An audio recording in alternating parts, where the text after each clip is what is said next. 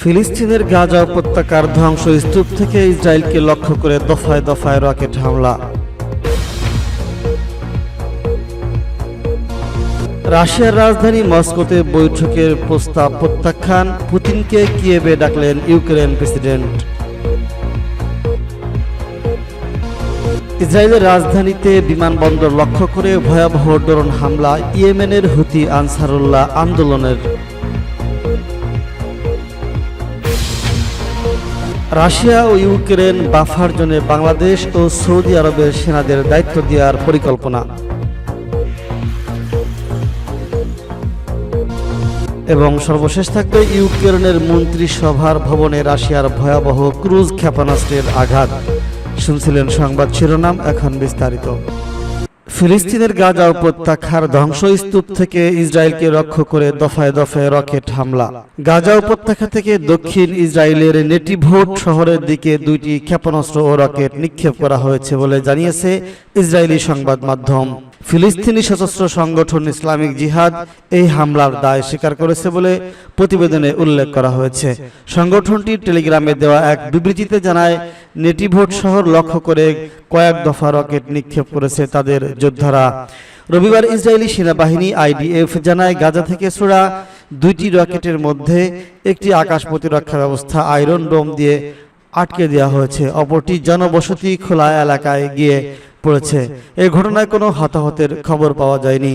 গাজায় তীব্র অবরোধ ও আগ্রাসন সত্ত্বেও লড়াই অব্যাহত রেখেছে প্রতিরোধ যোদ্ধারা।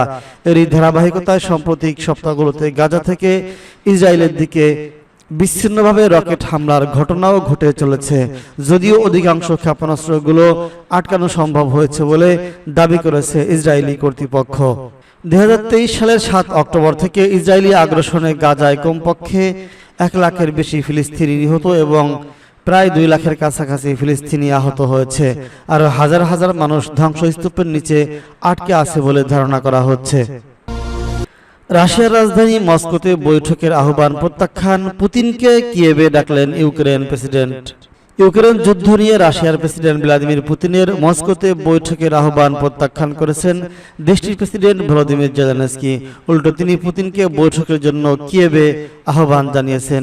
একটি মার্কিন গণমাধ্যমকে দেওয়া সাক্ষাৎকারে জেলেনস্কি বলেছেন, আমি এই সন্ত্রাসের রাজধানীতে যেতে পারি না, কারণ ইউক্রেন প্রতিদিনই ক্ষেপণাস্ত্র হামলা ও গোলাবর্ষণের মুখে রয়েছে। জেলেনস্কির বক্তব্যের বরাত দিয়ে ইউরোনিউজের প্রতিবেদনে বলা হয়েছে, পুতিন চাইলে কিয়েভে আসতে পারেন। মার্কিন প্রেসিডেন্ট ডোনাল্ড ট্রাম্প রাশিয়া ও ইউক্রেনের প্রেসিডেন্টের মধ্যে সরাসরি আলোচনার বেশ কয়েকদিন ধরেই চাপ দিচ্ছেন। এর আগে গত মাসে আলাস্কায় পুতিনের সঙ্গে ট্রাম্পের শীর্ষ বৈঠকের অন্যতম প্রধান লক্ষ্য ছিল একটি দ্বিপাক্ষিক ও ত্রিপাক্ষীয় বৈঠকের আয়োজন করা। পরে ট্রাম্প বলেছেন, পুতিন ও জেলেনস্কির সাক্ষাৎ হবে জেলেনস্কির ওয়াশিংটন সফর এবং ইউরোপীয় নেতাদের সঙ্গে আলোচনার পর, কিন্তু মস্কো অতিরিক্ত শর্ত আরোপ করেছে, সিদ্ধান্ত বিলম্বিত করছে এবং ইউক্রেনের শহরগুলোতে গোলাবর্ষণ বাড়িয়ে দিয়েছে। এই সপ্তাহে পুতিন জানান তিনি জেলেনস্কির সঙ্গে সাক্ষাতের জন্য প্রস্তুত, তবে তা মস্কোতেই হতে হবে। শুক্রবার ক্রেমলিনের মুখপাত্র দিমিত্র পেসকোভ ইউরোনিউজকে বলেছেন, জেলেনস্কিকে আমন্ত্রণ জানানো হয়েছে আলোচনার জন্য, আত্মসমর্পণের জন্য নয়। এর আগের দিন প্যারিসে কোয়ালিশন অব দ্য রেজুলেশন সম্মেলনের পরে পুতিনের আমন্ত্রণ নিয়ে জেলেনস্কির মন্তব্য করেন। তিনি বলেন, আমি মনে করি আপনি যদি চান বৈঠকটি না হোক, তাহলে আপনি আমাকে মস্কোতে আমন্ত্রণ জানাতে পারেন। এরই মধ্যে শনিবার 6 সেপ্টেম্বর সামাজিক যোগাযোগ মাধ্যমে জেলেনস্কি বলেছেন, সেপ্টেম্বরের প্রথম 5 দিনে রাশিয়া ইউক্রেনে 1300-এরও বেশি ড্রোন, প্রায় 900 গাইডেড বোমা এবং প্রায় 500টি বিভিন্ন ধরনের ক্ষেপণাস্ত্র হামলা চালিয়েছে।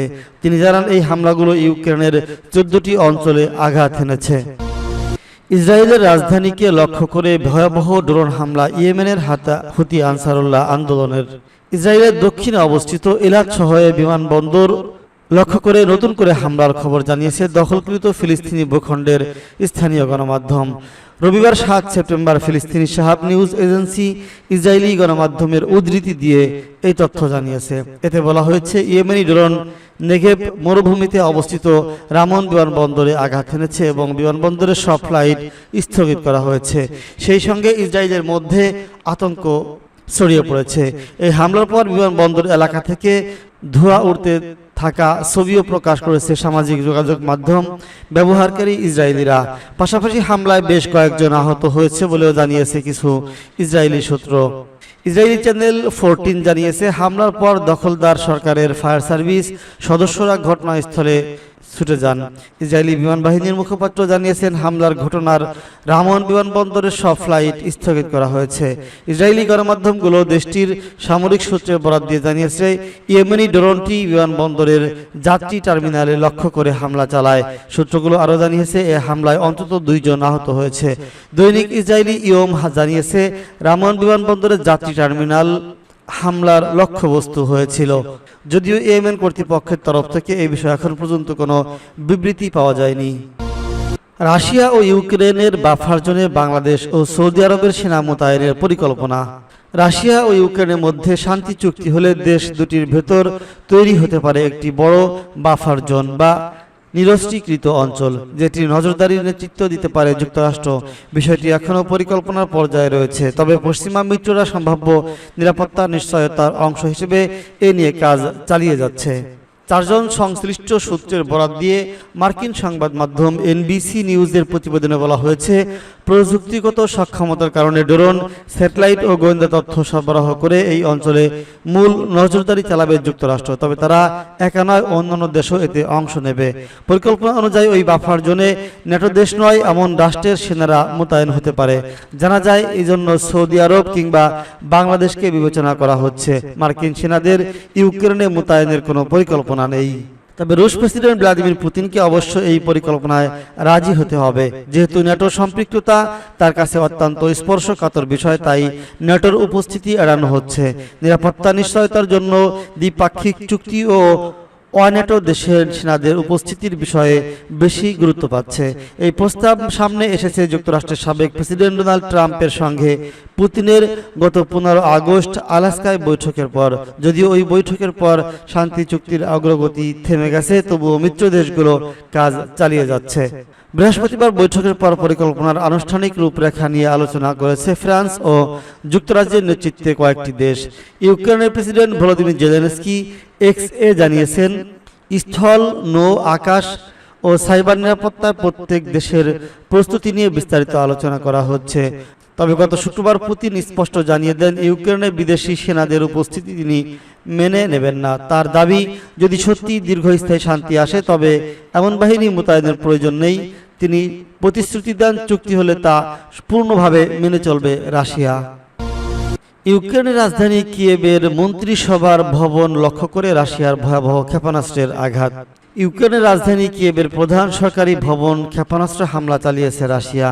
ইউক্রেনের প্রধানমন্ত্রী সিভিরিদেস্কো আনুষ্ঠানিকভাবে নিশ্চিত করেছেন, রবিবার 7 সেপ্টেম্বর ভোরে রাশিয়ার ক্রুজ ক্ষেপণাস্ত্র হামলায় রাজধানীর কিয়েভের মন্ত্রিসভা ভবন ক্ষতিগ্রস্ত হয়েছে।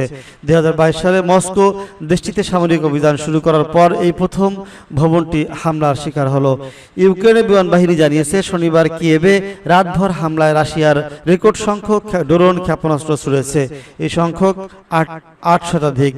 বিমান বাহিনীর তথ্য অনুযায়ী সর্বশেষ এসব হামলায় 9টি ক্ষেপণাস্ত্র ও 56টি ড্রোন 37টি স্থানে আঘাত এনেছে। আর ধ্বংস করা হয়েছে ক্ষেপণাস্ত্র ড্রোনগুলো পড়েছে প্রায় 8টি স্থানে।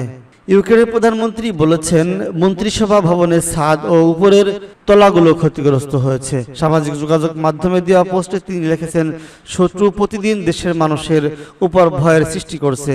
কিয়েভে সর্বশেষ রুশ হামলায় 9টি ক্ষেপণাস্ত্র ও 56টি ড্রোন 37টি স্থানে আঘাত হানছে আর ধ্বংস করা হয়েছে সেগুলো পড়েছে 8টি স্থানে। আজ ভোরে আমরা ময়দানের ঠিক পেছন থেকে ইন্ডিপেন্ডেন্সের স্কোয়ারের আকাশে ধোঁয়ার এক বড় কুণ্ডলী দেখতে পেয়েছি বলে জানান ইউক্রেনের প্রধানমন্ত্রী।